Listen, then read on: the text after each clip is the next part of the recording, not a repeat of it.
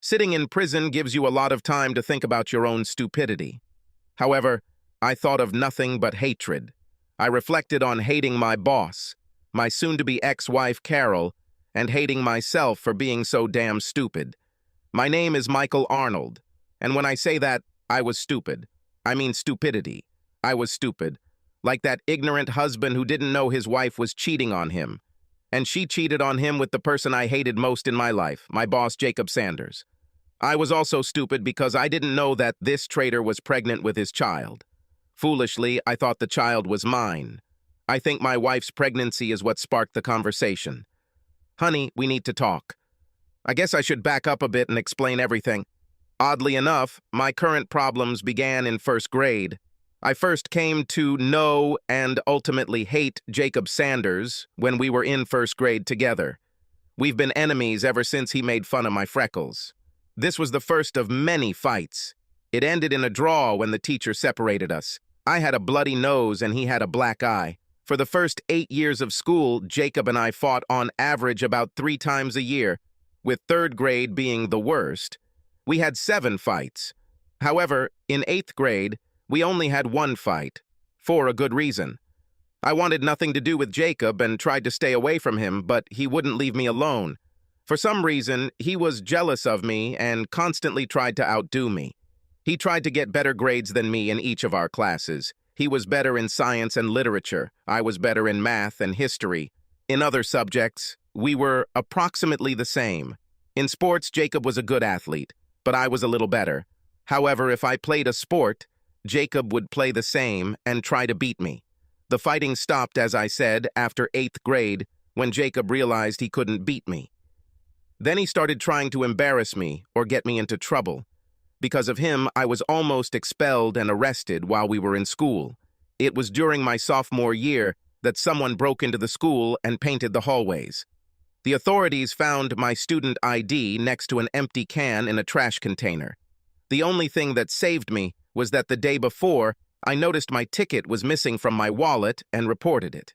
I knew it had to be Jacob because one day I was getting out of the shower and saw him walking away from my locker after practice. I decided that he was up to something and checked everything in the locker. When I got to my wallet, I checked the cash first and then looked at everything else. And then I noticed that my ticket was missing. I immediately went to the office and reported this. Somehow, Jacob ended up with a fart horn. He placed the device on the desk I was sitting at and turned it on. The sound of a fart echoed through the classroom, and then Jacob began to hold his nose and wave his hand. "Mike, what did you have for lunch?" He chuckled. The class laughed, but I used the good old trick. Whoever confessed is the one who shit himself.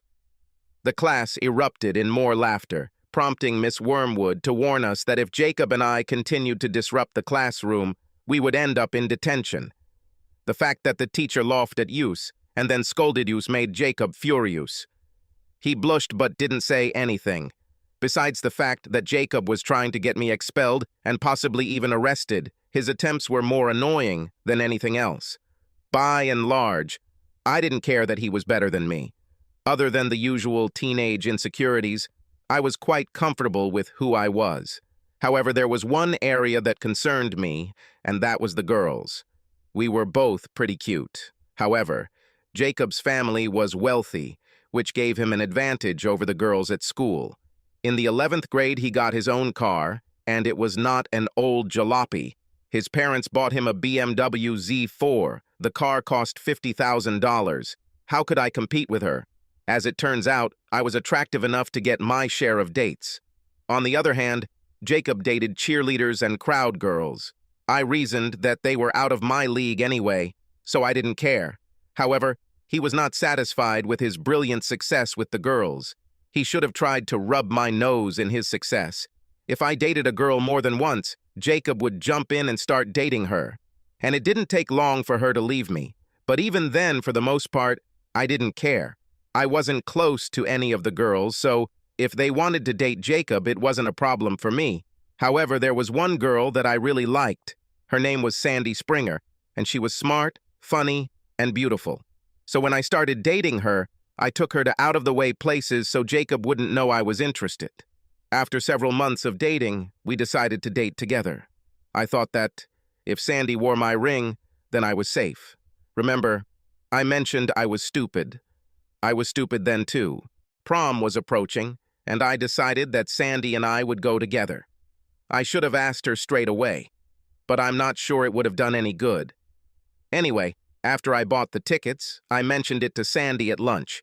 She blushed and said that she accepted Jacob's invitation to go with him.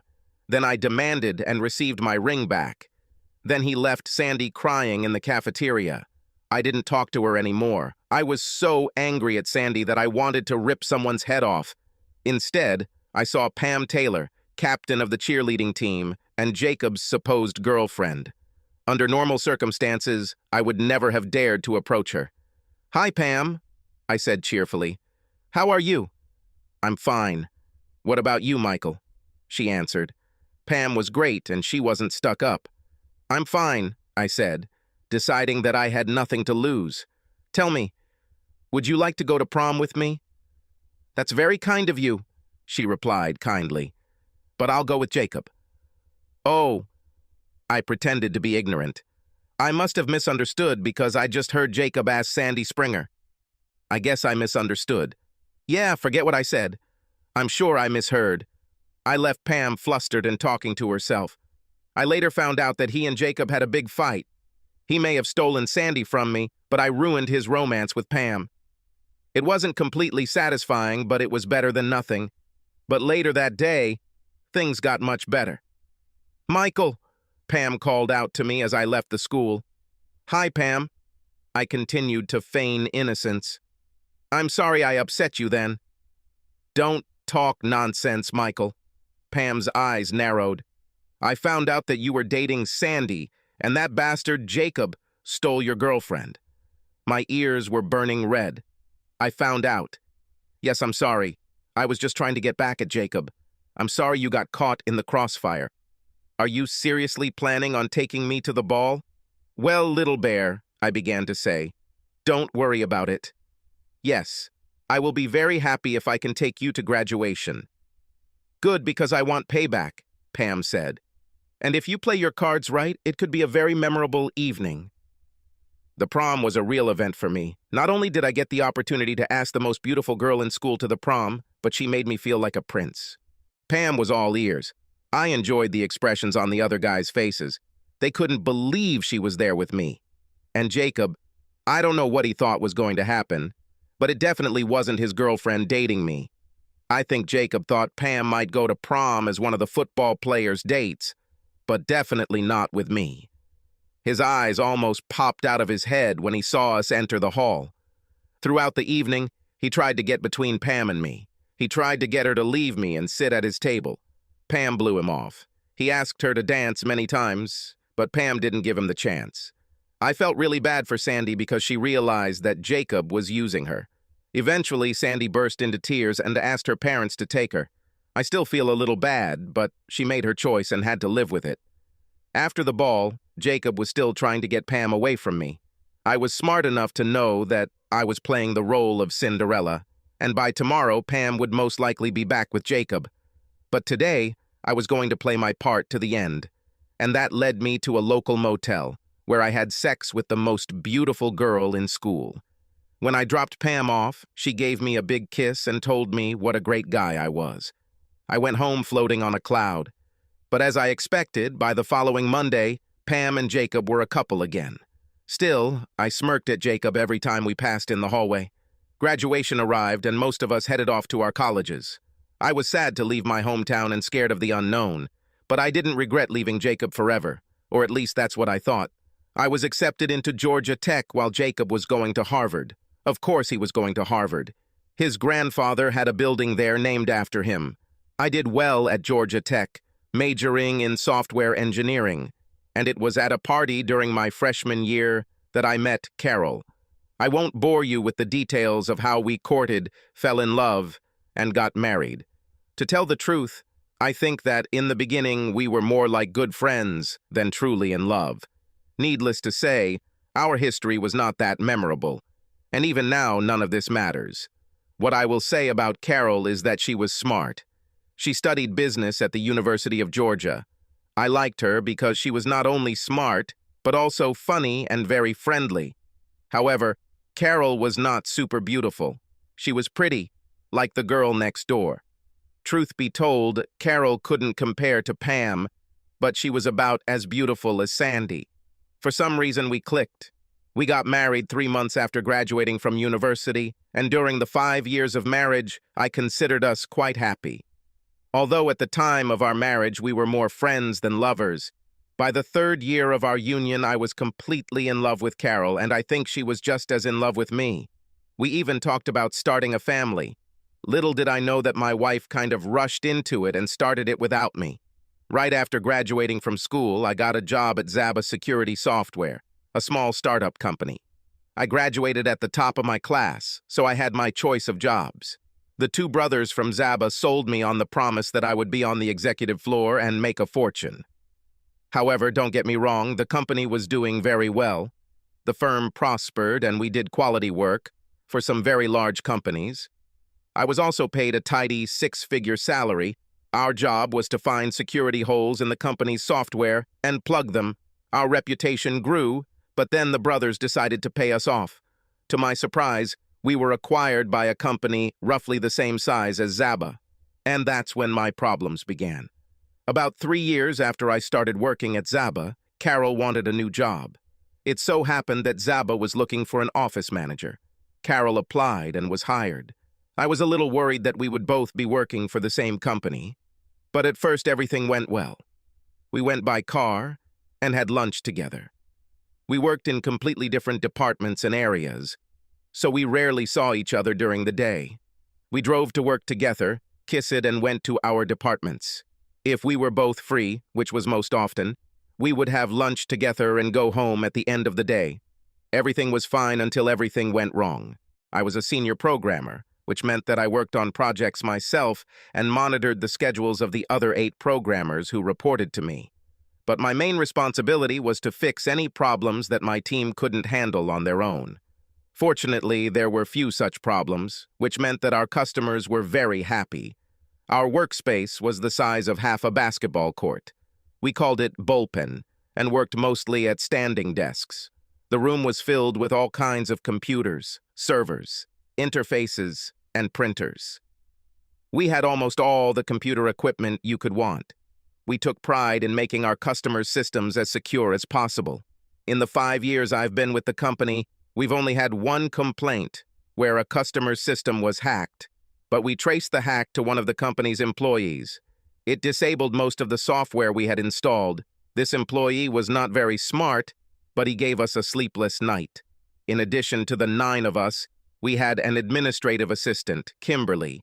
She was like our girl Friday. She prepared any correspondence or memos we needed. She kept track of our supplies and made sure we never ran out of anything. Kimberly also prepared our monthly reports and kept track of our hours. Oddly enough, most of our work was initially done with pencil and paper. This allowed the programmer to get a general idea before he started typing anything into the computer. Somehow, Kimberly managed to decipher everyone's handwriting and type out notes for our files. Even though it wasn't her job, Kimberly made the best coffee for us every morning. Kimberly was about 23 or 4 years old, I guess. She had short blonde hair, deep hazel eyes, a very pretty face, but she was about 50 pounds overweight. Considering that Kimberly was only 5 feet 5 inches tall, this was a lot of weight for her. Even though she had a beautiful face, her big belly and backside immediately ruined the image. I knew Kimberly was sensitive about her weight because she always talked about how fat she was. I felt bad every time she did this, but I knew it was just her defense mechanism. All I cared about was that Kimberly was damn good at her job and a valuable asset to my team. It was a surprise that Zaba was acquired. The 2 Zaba brothers did not even have the courage to personally inform the employees about this. They asked their lawyer to make the announcement. I was furious because all the stock options that the brothers had promised when they went public were gone with that announcement. Besides, I didn't know what to do with these changes. Carol was as upset and confused by the news as I was, but she was the one who convinced me to stick with it until we saw what the new owners would do. They sent a senior vice president to oversee the transition process. At first, he concentrated on the main office. Zaba has grown from 5 employees when I joined to more than 150. From what I hear, the person at the new corporate headquarters will start in accounting. Then, he was going to make his way through the entire company. It wasn't until the second day that I learned that the vice president reviewing Zaba security software was none other than Jacob Sanders. However, at the same time, I learned that Jacob was leading the transition. I learned that our pay scale would be aligned with that of the parent company. My salary will be increased by $35,000, and Carol's salary will be increased by $15,000. My internal alarm signal told me to run rather than go to the nearest exit. However, Carol convinced me that we would be foolish to leave our current jobs, especially after the salary increase. Besides, she noted, Jacob would only work there for 6 months before leaving. The first change occurred when 4 new programmers were hired and assigned to the bullpen. Sure, they were all Harvard people, but none of them were a tenth better than anyone on my existing team. They were not only lousy programmers, but also arrogant and with a sense of their own superiority. All 4 of them immediately began to harass Kimberly. Sometimes it was sexual harassment, and sometimes it was just meanness. I tried to reassure them and point out that their behavior was unacceptable. However, they didn't stop. Instead, they just harassed Kimberly when they thought I wasn't around. Finally, I called all 4 of them into the conference room and read them the riot act. They listened to me, but I saw that they were not going to stop. Besides harassing Kimberly, all 4 of them were a pain in the ass. Nobody on my team liked them, and they did more harm than good when it came to their work. Eventually, I decided I wanted them to leave. Unfortunately, I didn't have the authority to fire them because Jacob hired them. I knew that if I demanded that he fire them, Jacob would simply ignore me. I knew that Kimberly came early every day to make coffee and prepare the office. Ever since I told off those 4 idiots for their treatment of Kimberly, I noticed that they all started coming earlier. Eventually, I realized that they were using the time before I arrived to torture the poor girl. It turned out that Kimberly was getting to the point where she was going to quit. I also knew that she loved working at Zaba and needed the job, so I decided to come early and catch them doing this. Hidden in the supply cupboard next to our small kitchen, I readied my cell phone. As I expected, Kimberly arrived and started making coffee. A few minutes later, the 4 of them arrived, and the torment began. "Hey, Ball," grinned Ted, the leader, turning to Kimberly. "Show us your tits." Fred, another of the 4, added, "I want to see your big fat ass." "Yes," said the other 2. "We will even help you take off your clothes." I saw tears rolling down Kimberly's face, and I couldn't take it anymore. I had more than enough evidence, so I came out of the closet. "You 4, pack your things and leave. You're finished." "You don't have the authority to fire us," Fred shot back. "Mr. Sanders hired us, and he said only he could fire us." "It's true," I said with an unpleasant smile on my face. "However, I have evidence that you sexually assaulted Kimberly. So let me explain what your options are. You 4 can either resign immediately, or I will turn over this video to the police. So, the choice is yours. Either you resign, or I call the police. I'll give you 15 minutes to make a decision. You can even run to Jacob if you want, but I'm sure he's not going to put his ass on the line to protect you bastards." 15 minutes later, I had all 4 resignations, and all 4 left. A look of complete relief and gratitude appeared on Kimberly's face. "Kimberly," I called her to my table after all 4 of them had left. "I'm sorry for what those 4 put you through. I should have acted sooner. If something like this happens again, promise me that you will come to me immediately. You are a wonderful person, and those 4 are just assholes." Kimberly let out a small sob and thanked me for protecting her. I told her it was part of my job, but I wasn't doing a very good job because she had to suffer for too long at the hands of those assholes. "Mr. Arnold, you don't know how much this means to me," she said, holding back tears. "I was going to quit, but I didn't know what I would do without this job. I didn't know if I could find another job that was as good."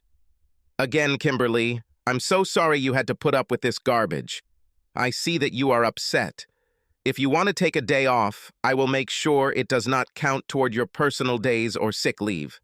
Thank you, Mr. Arnold, but I would rather be here at work. After that day, it seemed like Kimberly couldn't do enough for me. I tried to tell her that I was just doing my job, and he continued to insist that I wasn't doing a very good job because of what she went through.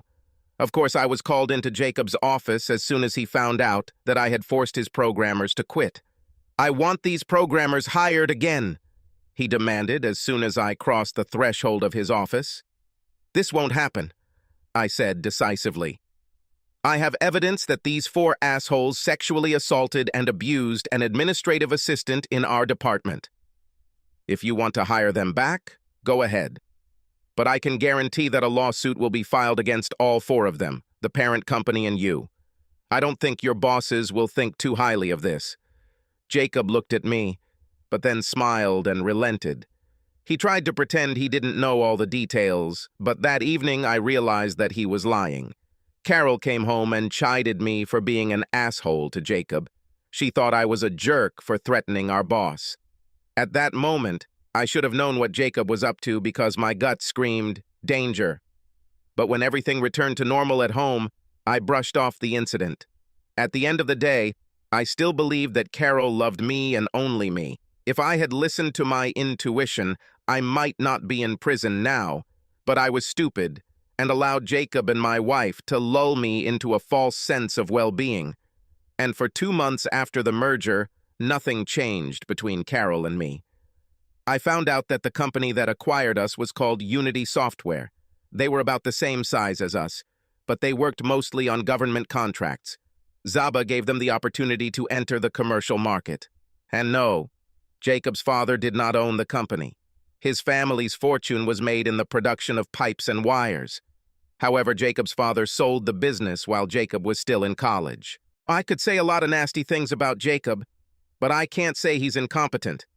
In fact, he did a great job bringing the 2 companies together. In fact, he convinced the board of directors to keep the Zaba name because it had a better reputation.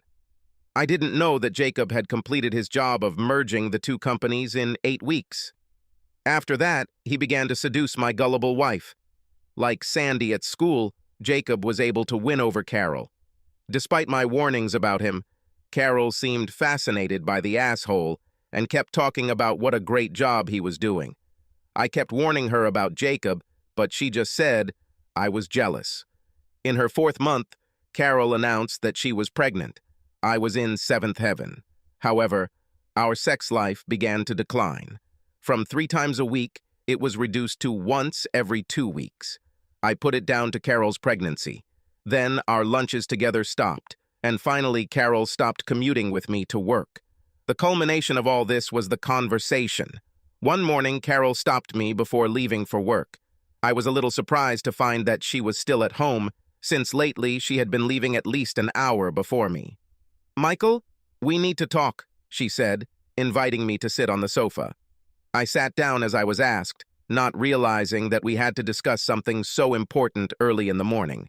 However, what Carol told me rocked my whole world.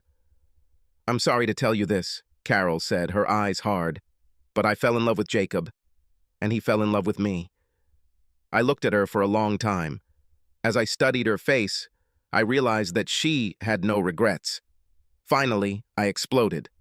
"Are you completely crazy? I told you Jacob is an asshole and he will try to drive a wedge between us. I can't believe you believe his complete crap." "He's not an asshole." Carol flushed. "He is a kind and loving person. He understands me, something you could never do." I felt my soul being destroyed with every word Carol said. At this point, I was desperate, so I did what I hoped would bring her to her senses. "What about our unborn child?" I said softly. "Doesn't this mean anything to you?" "The child is not yours," Carol answered with a forced smile. I was stunned by her statement. "It's a lie." "No, that's not true," she said. "We didn't have sex for 2 weeks when I got pregnant." Now, I was beside myself with rage. "You are a cheating bitch. You had sex with that piece of shit." "This is my body and I can do whatever I want with it," she shouted at me. "I don't belong to you." Devastation can't even begin to describe what I felt. But my father once told me to never show a woman that she hurt you. Maintaining my composure was the hardest thing I've ever had to do, but I managed to pull myself together and grinned at her. You said that Jacob understands you in a way that I never understood. I laughed tightly. You're right, he understands. He understands that you are a stupid, gullible piece of trash. God, how stupid you are, but you know what? You deserve each other. He's a fucking asshole, and you're a fucking bitch. Fuck you, Michael, Carol raged. No, this will never happen again, I said calmly. But just so you know, I'm not moving out of this house. You can live with Jacob in his apartment. We'll see about that. Carol turned and headed to the bedroom. What a nightmare I found myself in. Finding out that my loving wife had been having sex with Jacob all this time was too much to bear. Jacob, on the other hand, gave me no doubt. I cried all the way to work, but eventually pulled myself together. Well, that's an outright lie. I ran from pure rage. Along the way, I decided that I would resign and beat the crap out of Jacob, but not necessarily in that order. And then he ran into Jacob as he walked through the company's front door. He didn't seem at all alarmed when he saw me, and even grinned. The thought flashed through my mind that it would be very Carol-like to take charge and drop her little bomb on me without consulting Jacob. She was very independent. On the other hand, Jacob, as I suspected, had no intention of telling me about the baby before it was born. Then he would have taken away both my wife and my newly born child at the same time. This would be his final victory over me. Rage filled me as I approached him. He continued to grin. At that moment, I exploded and punched him in the nose and then in the mouth. Blood immediately started pouring down his face, but I wasn't finished. I gave him 2 strong blows to the groin, and when he began to fall apart, I hit him with an uppercut. Then I left him crumpled in front of the door as the guards rushed to help. I later learned that he had lost 3 teeth, in addition to a broken nose. Not everything was all right with me either. I broke 2 fingers on my left hand. I headed to the bullpen and began collecting all my personal belongings and papers into a box. Kimberly saw me, and I saw the worry and fear on her face. What's happened? She was sincerely worried. Jacob seduced my wife behind my back, and now she's leaving me for him. I just beat the crap out of him, so I guess I'm fired. And even if they don't fire me, I will quit. The rest of the staff were shocked by what happened. My team was not only upset for me, but also very worried about their jobs. I assured them that my action would not affect their future work in any way. Once the staff were reassured and assured that they wouldn't get hurt because of my stupidity, I went back to packing my things. But before I could finish, the police arrived, and I was arrested. I expected this to be my destiny, but I didn't expect it to happen so soon. While I was being handcuffed, I asked Kimberly if she could pack up the remaining items and take them home with her. After I was photographed, fingerprinted, and given paper towels to dry my fingers, I was allowed to make a phone call. But I didn't know who to call. My parents were on a cruise. Besides, they lived 2,000 miles away in San Diego, and I lived in Nashville. I definitely wasn't going to call Carol. Finally, I decided to call Kimberly. Maybe she can find me a lawyer. However, when I called Zaba, the receptionist told me that Kimberly was gone for the day. After that, I didn't know what to do and just sat in my cell, alternately angry as hell and wondering how I could get my wife back. One thought kept running through my head. How could Carol betray me in such a cold and heartless way? Then the thought of revenge overshadowed all others. As the day wore on and I languished in prison, it became clear to me that Jacob already had a plan. My problems were just beginning. I know Jacob didn't expect the beating he received today. However, I was convinced that Jacob expected me to attack him as soon as I learned of his betrayal. Only he believed that he could do this at a time convenient for himself and in a convenient place. Looks like I ruined that part of his plan. About 4 o'clock in the afternoon, I appeared before the judge for my arraignment. I was assigned a public defender because I did not have a lawyer. To my horror, he looked like a teenager with a bad complexion. Not only did my lawyer look like a child, but he also seemed to know nothing about me or my case. He quickly tried to read the file when the judge started to get annoyed with him. "Lawyer," the judge barked, "it's very simple. Does your client plead guilty or not guilty? The guy looked at me like a deer in headlights. Then I jumped up and firmly stated, "Not guilty." "Thank God," the judge sighed. "Bail has been set at $2,500, cash or check." I didn't have nearly enough cash on me, and I didn't carry blank checks with me. So I looked up at the judge. "Sorry, Your Honor, but I don't have that much cash, and I don't carry blank checks with me. Is there any way I can contact the guarantor?" "My secretary will help you with this, and she will let you know when the trial date is set," he said. But before he could name the next case, I heard a voice behind me. "I'll post bail for him." I turned around to see Kimberly waving a checkbook. I was stunned to see her in the courtroom and very touched that she cared enough to come and help me. "I'll give you your money back as soon as I can get to the ATM, I assured Kimberly. "I'm not worried about it," she said softly, looking at my swollen hand. "Hurts badly? In the grand scheme of things, this doesn't even compare to the pain of Carol's betrayal." "For that matter, boss," Kimberly said, looking me in the eyes, "I think your wife is a very stupid bitch. She made a huge mistake by trading you for Jacob." I smiled at my administrative assistant. "Thank you, that's very kind of you." At that moment, the young man stepped towards me. "Are you Michael Arnold?" When I answered yes, he handed me an envelope and said, "You've been served." I probably shouldn't have been surprised, but the speed with which I was handed the papers left no doubt that Jacob and Carol had been planning this for some time. It was another cut in my heart. "Let's go get something to eat after I withdraw some money from the ATM," I said despondently. However, when I tried to log into my account, I was denied. I called the bank, and they told me that all my accounts were frozen. It will remain in effect until the court overturns it. Yes, now I know that you can file a petition with the court for relief from a complete asset freeze. But I didn't know that then. I also found out that my other savings account was frozen and my credit cards were canceled. A quick check of my wallet showed that I had $126 plus a $100 bill tucked into one of the folds. "Apparently, Carol and Jacob froze all my money," I told Kimberly. "I don't know exactly what I should do, but at least I can buy you dinner." "No, don't buy it," Kimberly protested. "You come to my apartment and I'll cook dinner for us." I had to admit that I liked Kimberly's suggestion.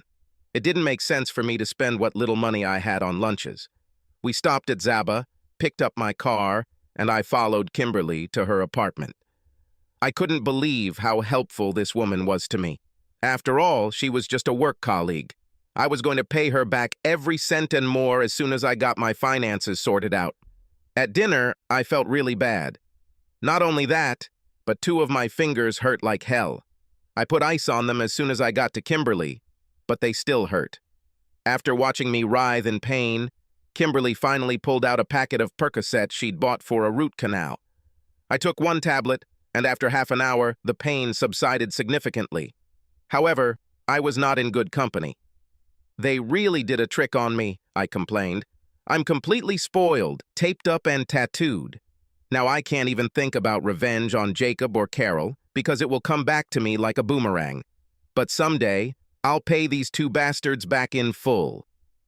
"Mr. Arnold," Kimberly said softly. "Please, call me Michael," I insisted. "I'm not your boss anymore. Besides, what you did for me today makes you a very good friend." Kimberly smiled and continued. "Michael, my mother cheated on my father and left him for another man. I had to live with her, and I hated every minute of it. Her lover was just as much of an asshole as Jacob. He never married my mother, but they lived together for 10 years until he found someone younger to run away with. My father was embittered and tried to take revenge on my mother for many years. He was imprisoned several times and eventually died a broken man. Don't waste your life trying to get revenge. In the end, my father told me that he truly regretted letting my mother's betrayal ruin him. He would like to just move on and forget this bitch. Today, my mother lives alone in a nursing home where she has breathing problems due to years of smoking. I visit her once a week, although I still don't like her very much. And every week, I have to listen to her lament about what a mistake she made by leaving my father, so please don't waste your life seeking revenge." I told her she was probably right. However, at that moment, I had no intention of letting those sneaky bastards off the hook. The anger was still bubbling under the surface, and I wanted my pound of flesh. After helping put away the dishes, I told Kimberly that I had to go and find a cheap motel. Her reaction was immediate. "No, you won't do that. You will spend the night here. I have a spare bedroom, and you'll be glad to have it."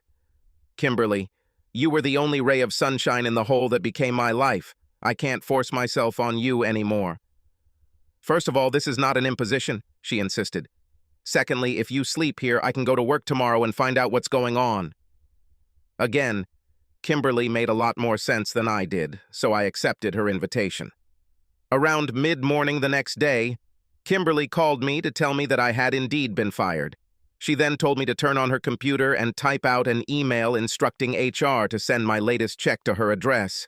Surely, the head of human resources was not sure that the company was obligated to pay for my vacation and sick leave, but she believed that this still needed to be indicated in the letter. "But after all, the courts froze all my money," I pointed out. "Shirley told me the court order only applies to bank accounts. So write the letter as quickly as possible before Jacob or Carol realize what you're doing." After doing as Kimberly suggested, I received a fax stating that in a couple of days, I would receive a check for $4,125.57.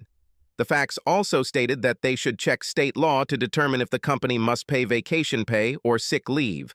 As it turns out, no. Nevertheless, getting almost $5,000 was a great success. When Kimberly got home, she told me that Jacob wasn't there that day, but Carol was, and she was mad at me for ruining her relationship with her boyfriend. For some reason, this amused both Kimberly and me. I decided to stay at Kimberly's until I received my check. During this time, I compiled a resume and began actively looking for work. Very quickly, I discovered that Jacob and Carol had blacklisted me. Since I worked in cybersecurity, no one would take a chance on me having a felony conviction. When the check arrived, I gave it to Kimberly, and she deposited it into her account. I didn't want to risk opening a new account and have it frozen too. When I told Kimberly again that I wanted to get rid of her worries and rent my own apartment, she was upset. Kimberly pointed out that without a checking account, I probably wouldn't even be able to rent a doghouse. In addition, if they checked my credit rating now, it would most likely show my financial difficulties. "Listen, please stay here until you find a new job," she convinced me. "In the meantime, you can find a lawyer." In the end, I agreed. The lawyer I hired took on my case after I paid him a down payment of $2,000. However, it was money well spent because he immediately petitioned the court to allow me access to a reasonable amount of money from our checking and savings accounts. The court allowed me to spend an amount sufficient to provide a minimum lifestyle. This, of course, included my lawyer's fees. I had been living in Kimberly's apartment for 8 days and decided it was time to leave. So I found an apartment in her complex and paid the required deposit for it. That Saturday, Kimberly helped me buy minimal furniture for my new apartment. At the same time, I invited her to dinner, which I promised her. Kimberly wanted to go to the Olive Garden, which I also love. During dinner, I studied her carefully. She had an angelic face, but the extra 50 pounds she carried detracted from that beauty. And I could tell that Kimberly was very self-conscious about her weight. Then I had an idea that I hoped she wouldn't find offensive. I turned it over in my head, deciding how best to present this proposal. "I just found out that there is a gym in our complex," I said casually. "I want to use it, but I would really like to have someone to go with. You're interested? Do you really want to be seen with me?" she asked, moving her hands up and down her sides, pointing out her extra weight. "Yes, I want to," I answered readily. "Unless you prefer not to be seen with a potential criminal." My comment got exactly the reaction I wanted. Kimberly really didn't want to go to the gym because she didn't want anyone to see her body. However, Kimberly did not want to offend me at all, so she agreed. We made a schedule where we went 4 times a week at 6 in the morning because there was never anyone there. After the first week, Kimberly realized she didn't have to worry about being embarrassed and began to enjoy the sessions. I continued to look for work, but no one in the security software industry was interested in me. At least until a decision was made in my case. In a conversation with a lawyer, I found out that there was a high probability that I would be found guilty of assault. However, he was careful. He never told me what to say or lie. However, he told me that if I had gone into a blind rage because of my boss and wife's infidelity, that could be a mitigating factor.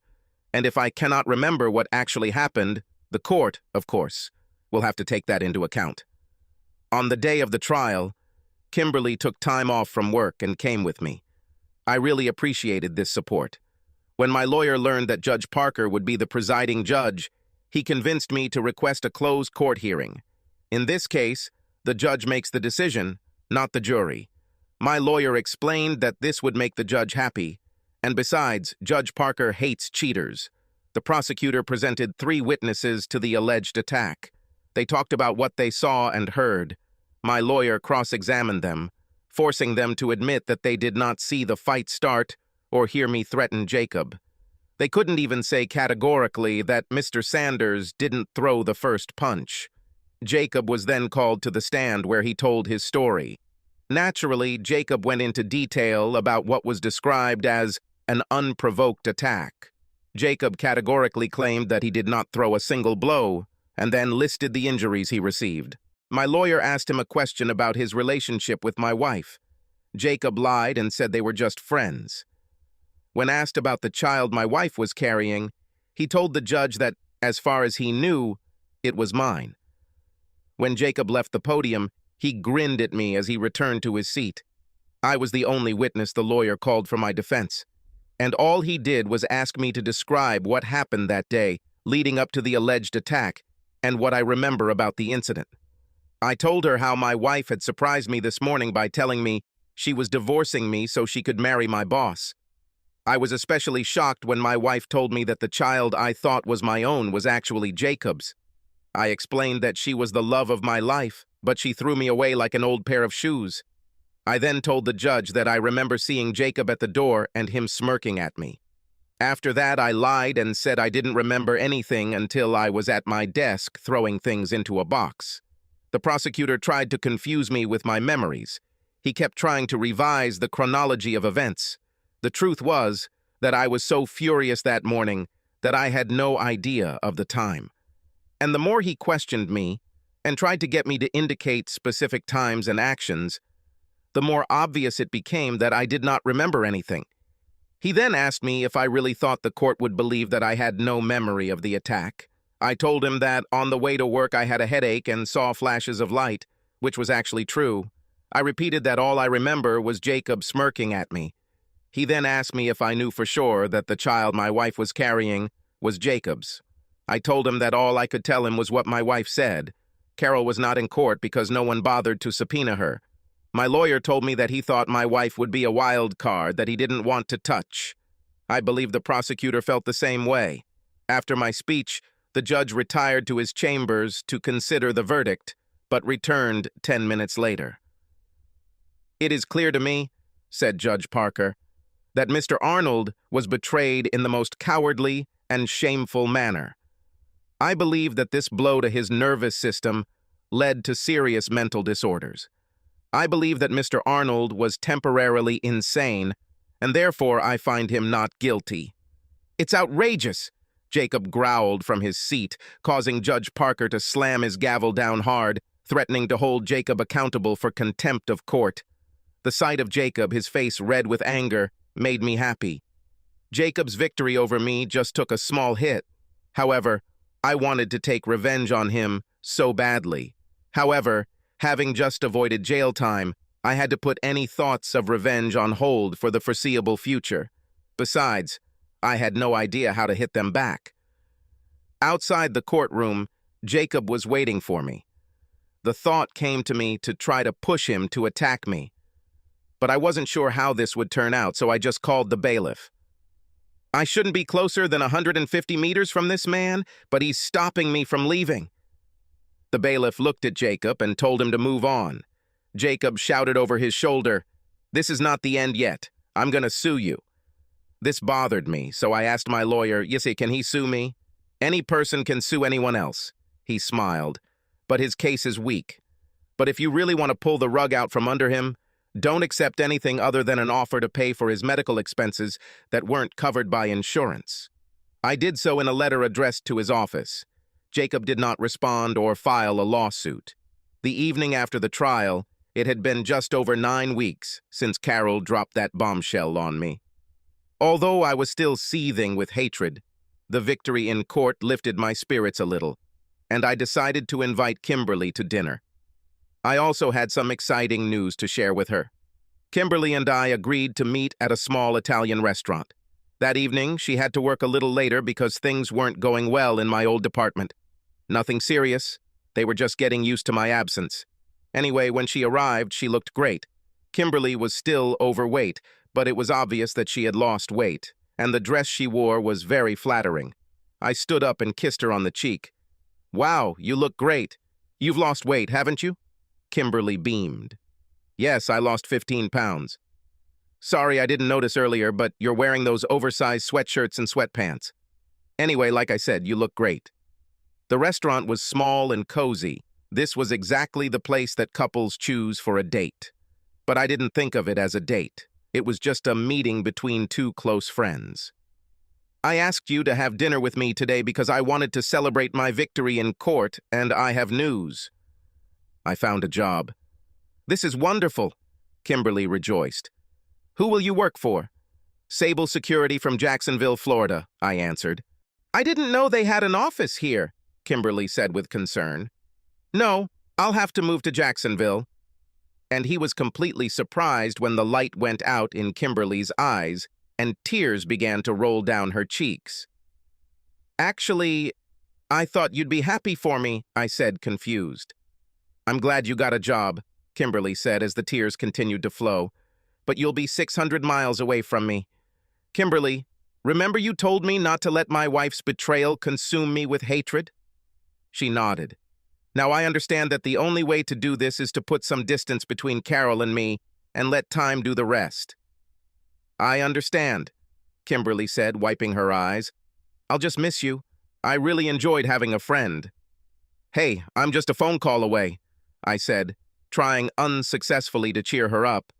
I was really surprised by Kimberly's reaction. Then it dawned on me that she probably didn't have many friends, so I made another offer. "You could come and visit me if you want." I don't know what Jacksonville has to offer, but I'll find out. "Do you really want me to come visit?" she asked. "Of course," I answered quickly. "Remember, I won't have friends there either." "When are you leaving?" Kimberly finally asked. "I'm leaving only in 45 days, but before that time, I have a lot to do. I need to find housing, open a new bank account. I also need to take a lie detector test, get fingerprinted, and pass other tests. I think it will take at least 2 trips there to get it all done." After this, my mood improved somewhat, but I noticed that Kimberly was not eating much. I figured she was still a little upset. In fact, the closer the time came for me to leave, the sadder Kimberly became every day. She seemed to be hoping for something more between us. I have to admit, this confused me because I felt that Kimberly could do a much better job than I could. I spent my last evening before starting my new job in Kimberly's apartment. She prepared a delicious dinner, which was complimented by a chocolate cake with the inscription, "I'll miss you." After I helped her clean up, we watched TV until it was time for bed. I kissed her on the lips before heading to the guest room. At night, I felt the bed move slightly, and someone's body slid next to me. Still half asleep, I realized it was Kimberly, and she was naked. As quickly as I could, I pulled off my panties and lifted my t-shirt over my head. When I turned to face Kimberly, she pressed herself against my body, and I felt her silky, smooth skin. Her soft breasts pressed against my chest, and it all felt wonderful. I kissed her on the lips, and she responded with desperate passion. When I clung to Kimberly, she sobbed. I started to worry that maybe I had hurt her, or she was angry that I took advantage of her, or something like that. "What happened, Kimberly?" I asked, almost in a panic. "Did I offend you?" "No, I'm just so happy," Kimberly said, laying her head on my chest. "I've already had sex with 5 or 6 men, but this is the first time I've made love." "Thank you." We lay there for several long minutes before Kimberly slid off my bed. She took 2 steps towards the door and then came back to me. She leaned over and kissed me. "Will you sleep with me in my bed tonight?" I happily agreed, if only because my bed was completely wet. Besides, sleeping with Kimberly seemed like the perfect way to spend my last night in this city.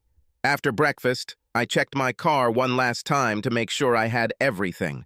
Then I turned to Kimberly and kissed her. She responded with perhaps the most passionate kiss I've ever received. Then, unfortunately, it was time for me to leave. As my car pulled away, I looked in the rearview mirror and saw Kimberly sitting on the side of the road. She buried her head in her hands and sobbed. I desperately didn't want to leave her, but I knew it was best this way. I still loved Carol and was therefore damaged goods, but it was even funny because I no longer thought about revenge. Just deep down, I had a deep sadness. Jacksonville was an interesting city, but I didn't get to see much of it. I threw myself into my new job. I worked long hours, not just to make up for lost time, but because it helped me forget about Carol. I kept in touch with Kimberly, and she always seemed so happy when she heard from me, and so sad when our phone conversation ended. It was from her that I heard the news that I was so afraid of. Carol and Jacob got married about a month after their divorce was finalized. I also learned that Carol had a baby girl. For some reason, this news didn't excite me as much. Perhaps I was beginning to overcome the resentment and humiliation. True, I no longer had sleepless nights. I also rarely woke up in the morning depressed because Carol wasn't there in bed next to me. In March, Kimberly came and spent 4 days with me. Since we hadn't seen each other for a while, we weren't sure about our relationship. We kind of danced around the issue of sex and didn't sleep together until the last 2 nights. It was almost as intense as that first time. Only this time, I had rubber bands on hand. About a year after that, I was told that I could hire an administrative assistant for my team. Sable Security was significantly larger than my old company. While Zaba had 1 team dedicated to cybersecurity, we had 6. And over this year, I went from being a simple member of 1 team to its leader. Since the decision about who to hire was mine, I immediately called Kimberly. I barely had time to explain the job to her before she said she wanted it. When I met Kimberly at the airport, my breath caught. As I expected, she was great. When she got out of the passenger compartment, I saw the men's heads shoot up, but all she wanted was to get to me. She threw herself into my arms and kissed me with such passion that my knees went weak. The plan was for Kimberly to stay with me until she found her own apartment. I thought it would only take a week, but the search lasted for weeks. There was something wrong with every apartment she looked at. I didn't complain, because Kimberly and I slept in the same bed. It's funny that during the 1.5 years that I lived in Jacksonville, I thought about Carol less and less. And when Kimberly appeared, I stopped thinking about her altogether. However, I knew that Kimberly would eventually move, and I was dreading that day. 5 weeks later, I asked Kimberly about her apartment situation and she started crying. I was completely dumbfounded. I knew I made her cry, but I didn't understand why. "I'm really sorry," I apologized. "Did I say something wrong? Do you want me to leave?" Kimberly asked timidly. "Hell no," I said decisively. "I would like you to stay forever, but I understand that one day you will want to leave. I need time to get ready. I would ask you to marry me, but you are too good for me." "No, that's not true," Kimberly protested. "I've loved you almost from the day I started working at Zaba. I would marry you in a heartbeat." This changed everything for us. That same day, we went ring shopping and started planning our wedding. Although I was afraid that Kimberly would eventually leave me for someone else, I was so in love with her that I had to take the risk. 6 months later, Kimberly and I got married. A year after that, Kimberly gave birth to a little boy whom we named Mikey Jr. 18 months after that, we had a girl named Charlotte. I moved up at Sable to lead all 8 cybersecurity teams. Yes, we have added 2 more. Kimberly, on the other hand, chose to stay home. Around Christmas, 3 years later, I was called into a meeting. At this meeting, I learned that Sable was planning to acquire Zaba security software. I was to be part of a team that would conduct due diligence before the acquisition was completed. During the years that Kimberly and I were married, Kimberly's mother died, and my parents retired. They moved to Jacksonville to be closer to their grandchildren and me. Taking them on as babysitters, I planned to use the week-long trip as a mini vacation. I also wanted to use Kimberly's skills as an administrative assistant to help me conduct my investigation. This way, I could take Kimberly to work with me every day, where she could see some of the people she worked with, and we could sneak away for long lunches together. During my week in Nashville, I learned 4 things. First, I learned that this facility was the only place Zaba did cybersecurity. Second, Jacob was promoted to Chief Operating Officer and Carol to Senior Project Manager. Third, despite my dislike of Jacob, I found him to be an excellent manager of the company. From my point of view, all his activities were first class. And the last thing I knew was that Zaba was having their Christmas party on Friday night and I had to go to it. Other than our team's initial introductions to Jacob, I had no contact with him. Also, during the entire week, I didn't see Carol once. However, everything changed at the Christmas party. Zaba rented a ballroom at the Hilton DoubleTree in downtown Nashville. It was festively decorated, tables lined the dance floor, and a group of 5 people sat in one of the corners. They played soft Christmas carols, soft background music, and, from time to time, played old songs. After dinner and speeches, dancing was to take place. There was also a bar open, much to everyone's delight, and he attracted more and more attention as more people arrived. Jacob, Carol, and some of Zaba's senior staff were there to greet the Sable team. I wasn't looking forward to it. I didn't know how I would react to having to face Jacob and Carol. However, my fears were in vain. Jacob, I already knew, looked about the same, and Carol, although looking a little older, was still good-looking. Strangely, I didn't feel anything when they came to greet us. "Mike, I'm glad you were able to join us tonight," Jacob said nervously. "I hope our past disagreements will not interfere with the acquisition." "Not from me," I assured him. "This is ancient history." "And who is this beauty?" Jacob smiled widely, taking Kimberly's hand. "This is my beloved wife, Kimberly," I said, kissing her on the cheek. Jacob's smile fell as he looked at Kimberly and then at me. Kimberly smirked at Jacob. "Don't you remember me, Jacob? I was Michael's administrative assistant when he worked at Zaba, but I changed my job and became Michael's wife. This was a huge promotion for me." Jacob's eyes narrowed even more, but he tried to smile again. However, she didn't seem sincere. "Of course, so much time has passed. Sorry I didn't recognize you." Jacob moved on, but his gaze continued to wander over Kimberly and me. Then Carol moved closer to me. "Michael, you look very good," she said, taking my hand. "And your wife is gorgeous." "I didn't know you got married." "We will be married for 7 years in March," Kimberly said with a smile, hugging my hand. "Both you and Jacob look good," I replied, and then asked, "How is your daughter doing?" Carol winced at first, but then smiled. "She's doing great. Tammy is in 2nd grade and her brother, Jacob Jr., is in kindergarten. Do you have children?" "2, Kimberly answered. "Mickey Jr. goes to kindergarten, and Charlotte is still at home with me. They are both doing well. Thank you for asking." After that, Carol moved on, and soon after, Kimberly and I walked away to find our table. The food was excellent and the speeches were fortunately short. Sable's CEO simply reassured everyone that no one's job was in jeopardy, at least for the next year, and that he was looking forward to the merger.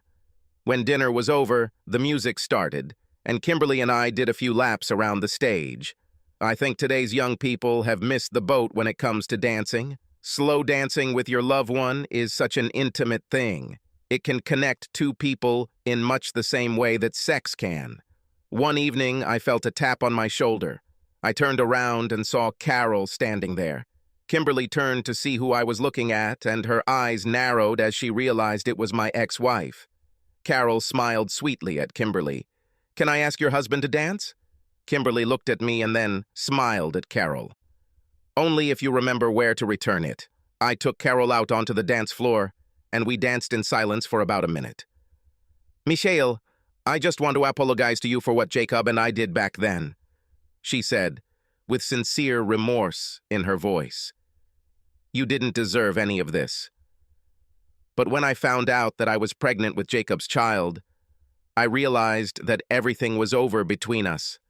Therefore, I decided to make our breakup quick and simple. I didn't even think about how painful it would be for you. I shouldn't have let Jacob talk me into the scorched earth policy we were using. This was completely inappropriate. I laughed a little. As people say, it's either water under the bridge or water over the dam. Now it doesn't matter. We all moved on. Besides, I kind of got something out of it. I beat the crap out of Jacob. Apparently, I didn't do much damage to his testicles, because you had a second child. Carol giggled at this. We danced a little in silence, and I decided to bury the hatchet between us, once and for all. Listen, Carol, I began hesitantly. I admit, I was very sad when you left me for Jacob. It took me many months to come to terms with your loss, but now we are both happily married and have children. I believed that this was meant to happen. Carol burst out laughing, and when I looked at her face, a tear was running down her cheek. Did I say something wrong?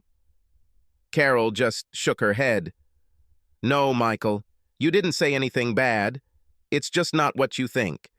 At first glance, everyone thinks that we are the perfect couple. And in the first year, I would have agreed with them. But Jacob is just a charming manipulator. He uses people and then discards them. I know he cheated on me many times, but he is not as smart as he thinks. Every time I find out he cheated on me, I cheat on him. My mouth opened and Carol noticed it. She giggled. It's a hell of a way to live, I know, she said sadly. I should have left Jacob when I found out what he really was like, but I was too ashamed and I was too proud.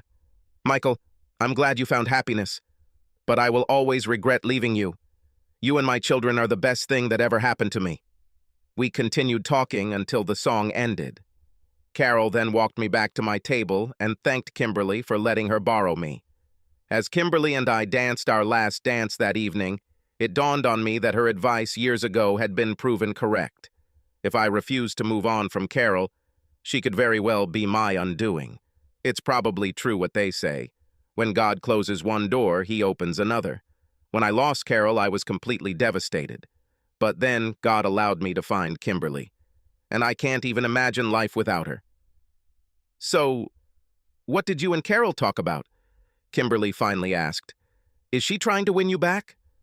I laughed and kissed her. As if she has any chance of doing this. Okay, Kimberly said, resting her head on my shoulder. Just remember that I am a gelos woman. I'll tear off your you-know-what if you ever try to leave me. And she only brought it up because she heard that not everything was rosy and sunny in their marriage. Carol told me the same thing, I agreed, but I think they will stay together for the sake of the children. Once the kids are grown, I wouldn't bet on this marriage surviving. What a sad way to live your life. Subscribe to our channel so that your second chaff doesn't cheat on you, and go ahead and listen to the next story, because this story is nothing compared to the next one.